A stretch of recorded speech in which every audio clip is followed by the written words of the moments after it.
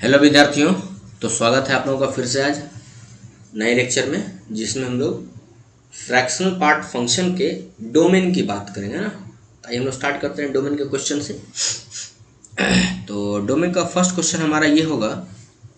First question normally अगर आपसे पूछा जाए, first question f x is equal to दिया हुआ है, ये दे दिया, इसका डोमेन क्या होगा। तो उसको बताया था इसका ना, ऑल रियल नंबर इसका होता है ना, इसका डोमेन बताए थे। ऑल कोई वैल्यू ये है ना अपने आप में इनपुट करता है। एक सेकंड क्वेश्चन था, ये तो क्वेश्चन नहीं था, ये डेफिनेशन था एक्चुअली ना। अगर यही बात पूछे अगर हम आपसे f x is equal to 1 ये लगा दें फ्रैक्शनल पार्ट फंक्शन, इसका पूछे अगर हम, जैसा आप लोगों को पता है कि नीचे तो हमको जो है सो जीरो बर्दाश्त नहीं है ना, नीचे का वैल्यू डिनोमिनेटर जो है सो जीरो नहीं होना चाहिए। तो ये कहाँ कहाँ जीरो होता है जरा सोच के देख लो ना, ये वैल्यू जो है कहाँ कहाँ जीरो होता है। तो किस किस वैल्यू पे जीरो होगा जरा सोचा जाए।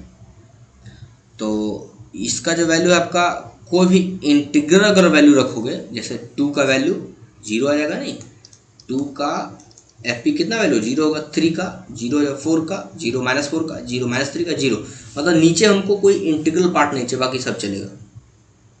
तो रख लो वैल्यू कितना आएगा, इसीलिए इसका जो मतलब डोमेन होगा सर, वो क्या आ जाएगा, ऑल रियल नंबर तो होगा, लेकिन सिर्फ कौन नहीं होगा, जेड नहीं होगा ना। जेड मतलब इंटीजर्स नहीं होगा, याद रखना, सारा होगा जेड, आर माइनस आई या आर माइनस जेड, जो भी लिखो आंसर ना, आर फॉर रियल नंबर और सिर्फ जेड इंटीजर्स से हटा दो। ये काफ़ी इंपॉर्टेंट इस टाइप का क्वेश्चन आएगा आपके सामने, याद रखना, फेस करने को आएगा। अगर आपसे पूछे में क्वेश्चन इसी मिला दे हम, F x is equal to आ जाए एग्जाम में x-1 ऐसे करके पूछ दिया ना, x-1 इसका आंसर पूछ रहा है, इसका डोमेन पूछ रहा है। तो ज़रा सोचो कि हमको x-1 हमको बर्दाश्त, जीरो पर बर्दाश्त नहीं है, नहीं। सोचो कि यहाँ पे डोमेन में क्या क्या तुम रख सकते हो, यहाँ पे क्या क्या रखें कि इसका वैल्यू जीरो नहीं आए, ये ना है। तो कोई भी तुम इंटीग्रल वैल्यू 2 रखो, 2 - 1 कितना आएगा, जीरो, वैल्यू जीरो आएगा। 3 - 1 कितना आएगा, 2 आएगा, वैल्यू कितना, जीरो। अगर 3 रखते हैं, 3 - 1 वैल्यू कितना आया इंटीग्रल पार्ट में, 2 आया, और 2 का वैल्यू कितना आता है, जीरो आता है। मतलब अभी भी तो वही हाल है, मतलब कोई फर्क उससे नहीं पड़ता है। तो ये अपना ध्यान रखना। चलिए नेक्स्ट क्वेश्चन की बात करते हैं, क्वेश्चन नंबर 3 में। क्वेश्चन नंबर 3 आप लोगों का है, इसी में f x is equal to, चलो इसको है ना बंद कर दिया, देखो अब जरा रूट के अंदर बंद कर दिया ना। जरा सोचो कि हमको क्या है, यहाँ पे हमको पता है कि डब्बा के अंदर जो होता है, रूट के अंदर डब्बा होता है, डब्बा already greater than equal to zero होता है, बात तो सही है, मतलब पॉजिटिव। और एक्स जो होता है हम जैसा जानते हैं, मतलब कि डब्बा लगाओ ना, इसके अंदर अगर लगा हो, इसके अंदर कोई डब्बा हो इसके अंदर, और अगर वो कोई वैल्यू हो, तो ये हमेशा पॉजिटिव वैल्यू देता है, हमको पता, बताए थे पीछे याद करने के लिए ना, ये दोनों तो हमको पता है। अब इसी के अकॉर्डिंग पे अगर आप इसका आंसर लिखोगे तो हमको क्लियरली सेटिस्फाइड है। यहाँ पर क्या लिखेंगे हम लोग, ये जो वैल्यू हो greater than equal to zero होगा डब्बा के अंदर, और ई वैल्यू हमेशा पॉजिटिव होता है, तो आंसर क्या होगा, greater than equal to zero, मतलब क्या, कोई भी रियल नंबर आप रख दो, क्योंकि अंदर में तो निगेटिव तो होगा ही नहीं, रूट के चलते निगेटिव तो आएगा ही नहीं, कभी सोचना भी मत। -2.3 भी रखोगे, अगर यहाँ रखते हो -2.3 रखते हो, ठीक है, तो तुमको लग रहा है कि निगेटिव है, ध्यान से देखना, लेकिन फाइनली इसका -2.3 का जो भैया एफ पी आएगा फ्रैक्शनल पार्ट, वो 0.7 आएगा, मतलब पॉजिटिव वैल्यू दे देगा। मतलब तुम अंदर में कोई भी रियल नंबर रख दो, कोई भी रियल नंबर सबके लिए डिफाइंड है, क्यों, क्योंकि अंदर में फ्रैक्शनल पार्ट लगा हुआ है, याद रखना, यहाँ पे रूट के अंदर फ्रैक्शनल पार्ट लगा हुआ है, और फ्रैक्शनल पार्ट हमेशा वैल्यू क्या देता है, पॉजिटिव देता है। मान लो कि माइनस है ना 325.6 दे दिया, इसका वैल्यू हमसे पूछा, इसका ये लगा दिया और ये लगा दिया, हाँ सर इसका आंसर 0 पॉइंट कितना आएगा, 4 आएगा, नहीं आई तो है, बर्दाश्त है, हाँ ये होगा जो भी इसका आंसर आया, चूंकि पॉजिटिव में इसका आंसर आ गया, तो निगेटिव अंदर कुछ रखो, आंसर क्या देगा, पॉजिटिव देगा। मतलब ओवरऑल क्या कर सकते हैं कि इसका जो वैल्यू आएगा सर, वो x belongs to real number आ जाएगा, नहीं कोई रियल नंबर तुम रख दो, निगेटिव पॉजिटिव सब चलेगा। याद रखना, फिर से एक बार सुन लो, अगर सिर्फ ये होता मेरे को, तब आंसर सिर्फ x belongs to positive real number, positive value होता, लेकिन अगर इसी के अंदर ये लगा दिया मतलब अब सारा वैल्यू रख लेगा। क्यों? क्योंकि ये जो है वैल्यू तो कभी नेगेटिव देगा ही नहीं, तो इसको तो सेटिस्फाइड कर देना, इसको तो सेटिस्फाइड कर देना डब्बा को। तो याद रखना आंसर कितना आएगा, ऑल रियल नंबर्स। काफी इंपॉर्टेंट है ना। अगला क्वेश्चन कितना नंबर था, 3 नंबर है ना। 4 नंबर का सवाल उठाते हैं हम लोग। 4 नंबर क्वेश्चन मेरे पास है f x is equal to 1 upon ये लगा दिया ना, ये लगा दिया, ये लगा दिया। तो जरा सोच लो यहाँ पे क्या क्या आएगा, तो सेम आंसर होगा ना, ऑल रियल नंबर लेगा, क्योंकि नीचे में तो जीरो बर्दाश्त है नहीं, नीचे में को बर्दाश्त जीरो है नहीं, तो क्लियरली लिख सकते हैं कि डोमेन जो होगा सर ऑल रियल नंबर। अब माइनस इंटीजर हटा दीजिए, वही पीछे वाला आंसर ना जो था वह, कोई फर्क इससे नहीं पड़ता है। तो ये 4 नंबर क्वेश्चन था। एक 5 नंबर का सवाल थोड़ा सा और मिक्सिंग वाला है। F x is equal to लिखा हुआ है लॉग है, और ये अंदर लगा दिया, लॉग के अंदर ये लगा दिया ना। सोचो जरा कि लॉग का प्रॉपर्टी क्या होता है। लॉग डब्बा का जो कंडीशन होता है डोमेन का, वो क्या होता है, तो डब्बा greater than zero, equal to zero, greater than zero. और भैया ये तो हमेशा पॉजिटिव होता ही है, अभी तुरंत बता दिया, ये तो कभी निगेटिव होता ही नहीं, ऑलवेज पॉजिटिव होता है। तो यहाँ पर कोई भी रियल नंबर रख दो, क्या फर्क पड़ता है हमको, कोई फर्क पड़ता है, सिर्फ जीरो हमको नहीं चाहिए ना, सिर्फ जीरो नहीं चाहिए, यहाँ पे जीरो नहीं चाहिए। तो जरा सोचो कि कहाँ कहाँ पे जीरो देता है, तो इंटीजर्स पे जीरो देता है ना। इक्वल टू जीरो, सिर्फ ग्रेटर देन जीरो मेरे पास है, इक्वल टू जीरो नहीं है, सिर्फ ग्रेटर देन जीरो है। तो लोग बता सकते हैं यहाँ पे कि जो इंटीजर्स का जो वैल्यू आएगा वो जीरो देता है इस मैटर पे, यानी कि जो मेरा आंसर होने वाला है वो इसका जो डोमेन आएगा, मतलब जो x बिलोंग्स टू होगा वो ऑल रियल नंबर और सिर्फ माइनस इंटीजर्स नहीं होगा। एग्जाम्पल देख लिया आप लोग, जैसे log 2 पूछ दिया, इसका वैल्यू कितना आता है, जीरो आता है, और यही तो हमको नहीं चाहिए। यहाँ पर जीरो इक्वल टू नहीं बोला है, सिर्फ ग्रेटर देन जीरो होता है, यानी पॉजिटिव वैल्यू चाहिए। वही आप रखते हो, यहाँ पे क्या रखते हो, log 2.3 रखते हो, है ना। तो इसका वैल्यू कितना, log 0.3, इसका तो आंसर निकाल सकते हो आराम से।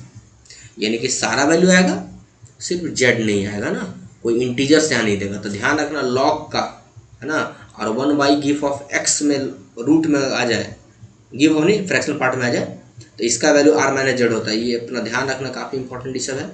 तो इसी टाइप का सवाल जो है सो आता जाएगा आपके सामने, और बाकी जो इसका सेशन लेकर के आएंगे हम। अच्छा, एक सवाल और दिया है मेरे पास, है ना, एक सवाल और दिया है मेरे, अच्छा क्वेश्चन है ये, नंबर 6 है ना, बेवकूफ़ बनाने के लिए है।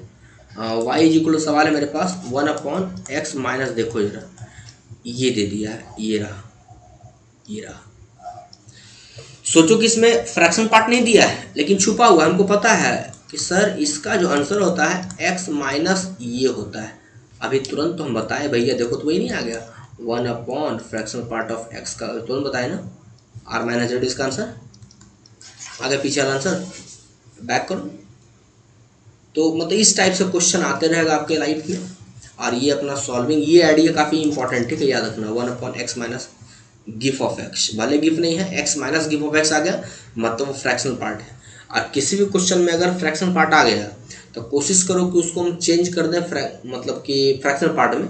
जैसे मान लो कि सवाल मेरे सामने दे दिया, एक और थोड़ा सा ट्राई करते हैं, बता दिए। एक क्वेश्चन दिया मेरे पास कि 3x में गिफ्ट दिया है, और +2x में फ्रैक्शनल पार्ट दिया है, और +2x इज इक्वल टू 1 दे दिया ना। और इसमें बोल रहा है हमसे कि x का वैल्यू कौन कौन सेटिस्फाइड करेगा। तो मैं सिर्फ इसका आइडिया बताता हूँ आप लोगों को, और बाकी इसका मैं कभी कभी सेशन में इसको लेकर के आऊँगा, ठीक है। तो इसका आइडिया अगर आपको दे दें हम, तो यहाँ से भी तुरंत क्या बताया कि सबको हमको चेंज करना है, किसमें, फ्रैक्शनल पार्ट में। सोच लो बात कि अगर कोई भी क्वेश्चन में अगर गिफ आ जाए, है ना, और कोई ऐसा कोई फंक्शन आ जाए, तो सबका हेड कौन बनेगा, फ्रैक्शनल पार्ट वहाँ बन जाए। काफ़ी, चूंकि वो फ्रैक्शनल पार्ट में चेंज करना थोड़ा इजी हो जाता है ना। इसके बाद क्या ले सकते हैं, हमको पता है कि x और प्लस, मतलब वही वैल्यू क्या लिखे हम लोग, x इज इक्वल टू क्या होता है, x minus GIF of x का वैल्यू, हाँ x प्लस हो जाए ना, तो ये लिख सकते हैं हम लोग 3 गिफ ऑफ x और +2 फ्रैक्शनल पार्ट ऑफ x आर प्लस इसके बदले कितना, आर प्लस कितना, ये हो जाएगा। नहीं देखो थोड़ा सही लिखा है, हाँ सही लिखा है, एक्स इज इक्वल टू ये इधर प्लस हो जाएगा ना, सही है। अब इसको ब्रेक में रख कर दो ना, इक्वल टू कितना लिखा है, इक्वल टू 1 लिखा है, तो यहाँ से क्या आ जाएगा 3 ऑफ एक्स और plus 2 of fractional part of x और प्लस 2 ऑफ फ्रैक्शनल पार्ट और plus 2 of GIF of x is equal to 1। ये ऐड हो कितना आ जाएगा, ये 3 और 2 देखो 5 हो जाएगा, एक्स अब प्लस 2 4 ऑफ एक्स हो जाएगा, ये इज इक्वल टू 1। अभी क्या बोले कि सबका हेड कौन बनेगा, फ्रैक्शनल पार्ट बनेगा, तो यहाँ से ये इतना इसका वैल्यू कितना आ जाएगा 1 माइनस 5 ऑफ एक्स हो जाएगा और अपॉन कितना 4 हो जाएगा। अब ये हो गया। अब यहाँ सोचो कौन कौन सा वैल्यू एक्स का सेटिस्फाइड करेगा, जरा सोच के देख लो ना। तो एक्स का जो वैल्यू मेरे पास है वो कौन कौन सा ये एक्सेप्ट कर सकता है अपने आप में, यहाँ पे एक्स इज इक्वल क्या क्या दे सकते हैं। हमको पता है कि एक्स तो कभी निगेटिव देता है नहीं, तो यहाँ पे क्या क्या रखें हम इस एक्स के बजाय कि निगेटिव नहीं दे। तो 1 माइनस 5 है ना मेरे पास, तो अगर देखो जरा, अगर आप x बिलोंग्स टू, अगर आप रखते हो किस किसके बीच में वैल्यू रखते हो, 0 से 1 के बीच में अगर आप वैल्यू रखते हो तो वैल्यू कितना इसका आ जाएगा आपका, ये जो मेरे पास 0 है तो 0 दे देगा और 0.1 का भी 0 हो जाएगा और 1 माइनस ये खत्म हो जाएगा, 5 इंटू 0 समथिंग खत्म, यानी 1/4 आ जाएगा। मतलब अगर तुम कुछ और रखते, मान लो तुम्हारी मर्जी है भैया 1 रख दें हम, तो 5 इंटू 1 और 1 माइनस 4 इज इक्वल टू -3 आ जाएगा, मतलब 5 है ना, sorry 1 minus 5 is equal to कितना आ गया -4 आ गया।